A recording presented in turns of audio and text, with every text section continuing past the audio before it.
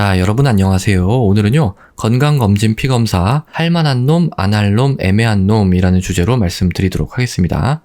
자, 오늘 말씀드릴 검사들은요, 필수는 아닌데, 그래도 우리가 흔히 하는 검진 항목에는 포함되어 있는 그런 피검사들에 대해서 한번 알아볼 거예요. 이건 다 제 개인적인 의견입니다. 자, 첫 번째는 갑상선 검사인데요. 이건 뭐 할만하다라고 생각을 합니다. 프리T4하고 TSH 그리고 T3 뭐 이렇게 보통 보는데요. 우리나라에 워낙 이제 갑상선 질환이 많고 또 이거는 뚜렷한 해결 방안이 있는 병들이거든요. 그래서 한번 해볼 만하다. 특히 이제 평소에 피곤하거나 뭐 추운 거를 잘 견디지 못했거나 또 체중이 늘었다. 그러면 한번 해볼 만합니다. 근데 뭐 사실은 뭐 요새는 누구나 다 피곤하기 때문에 증상이 중요한 거는 아니에요.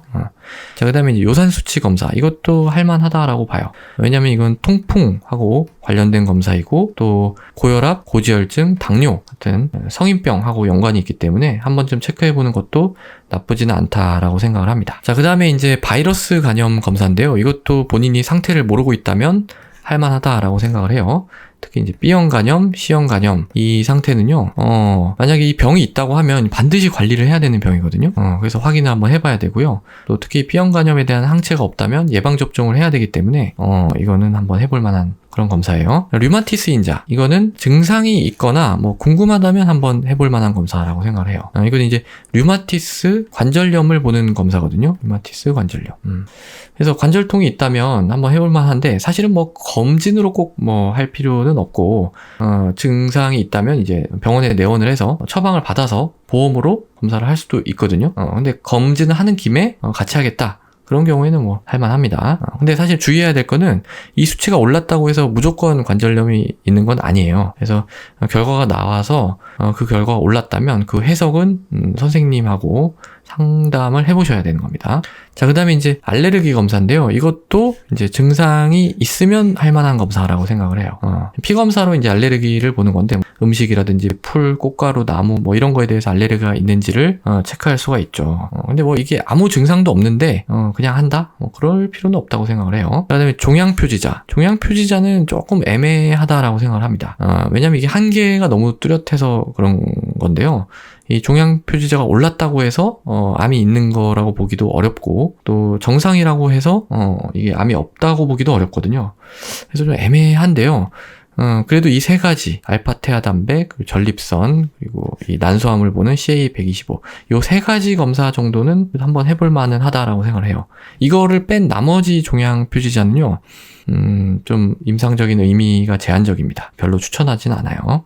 자, 그 다음에 염증 수치입니다. 염증 수치는 조금 애매한데요. 이게 ESR, CRP를 보는 건데, 이거는 사실 어딘가에 염증이 있을 때 진료를 보고 처방을 받아서 하는 검사이기 때문에 이 건강검진으로 하기엔 좀 애매하다라고 생각을 합니다. 그렇지만 뭐 워낙 널리 쓰이는 검사라서 본인이 뭐 한번 해보고 싶다 할 때는 해볼 수도 있어요. 또 이 HSCRP라고 하는 게 이게 이제 심혈관 질환의 지표가 되는 검사가 있거든요. 이게 포함되어 있는 경우도 있는데 이것도 유용성이 그렇게 뭐 아주 좀 뭔가를 얘기해 줄 수 있는 그런 건 아니에요. 그래서 뭐 하려면 할 수는 있다. 그냥 그 정도라고 보시면 될 것 같아요.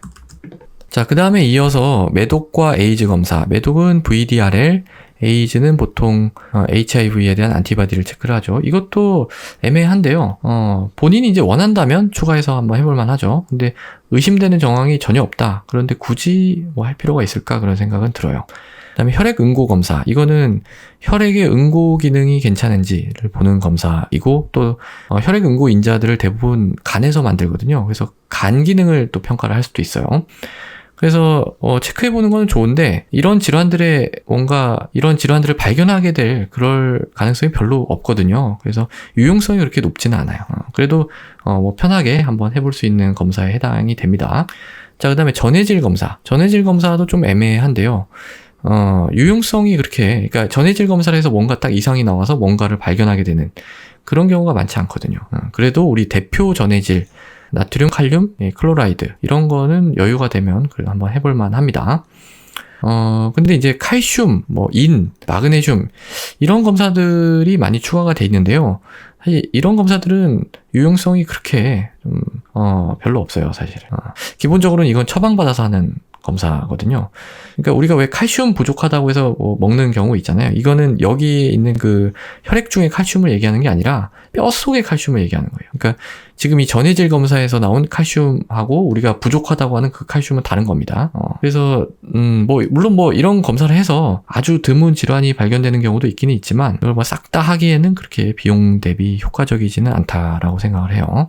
자, 그다음에 이제 비타민 D 검사 많이 하시는데요. 이건 뭐 원한다면 뭐 해도 되는 그런 정도로 생각을 합니다. 근데 사실은 저는 이 비타민 D 검사를 하는 그 논리 자체가 약간 결함이 있다고 보거든요. 그러니까 이 논리가 뭐냐면은 피 검사를 해서 이 비타민 D가 낮게 나오면 이게 부족하다 이렇게 판단을 하잖아요. 그럴 때 이제 비타민 D를 먹거나 주사를 맞아서 보충을 하면 이게 건강에 도움이 된다라고 생각을 하기 때문에 이 검사를 하는 거죠. 근데 이 연결고리들이 다 약하고 이 근거가 충분하지가 않습니다. 그리고 이 비타민 D하고 면역력하고 엮어서 얘기하시는 분들이 많은데 저는 별로 관련이 없다고 생각을 해요.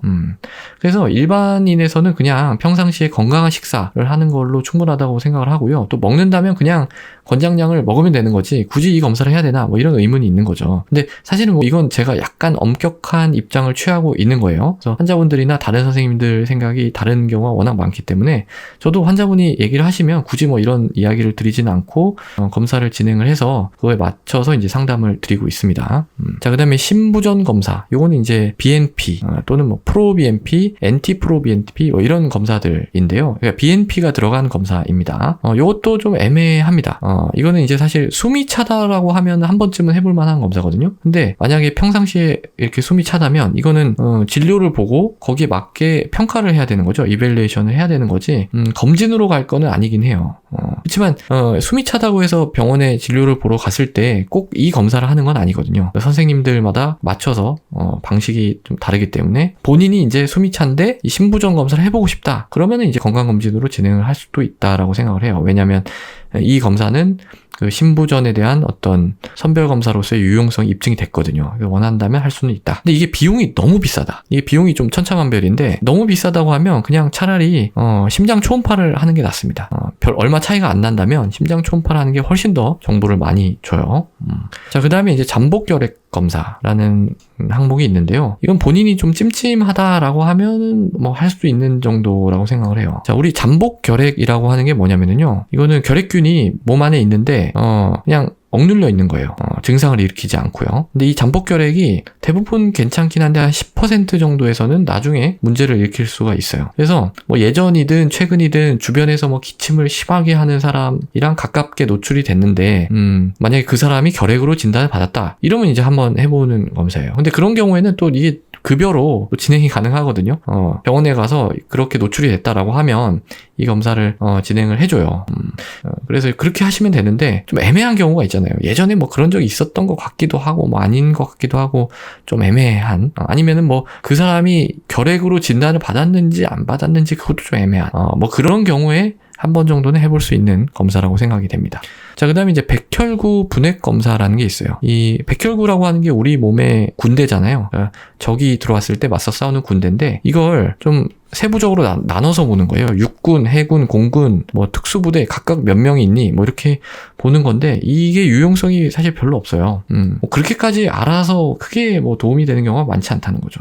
근데 뭐 이게 비용 부담이 그렇게 크지는 않거든요. 또는 그리고 뭐 아주 드물게 또 이 분핵으로 뭔가 단서를 잡아가지고 진단을 하는 경우도 아주 간혹 있기는 있기 때문에 뭐 아주 말릴 검사는 아니다라고 생각이 돼요.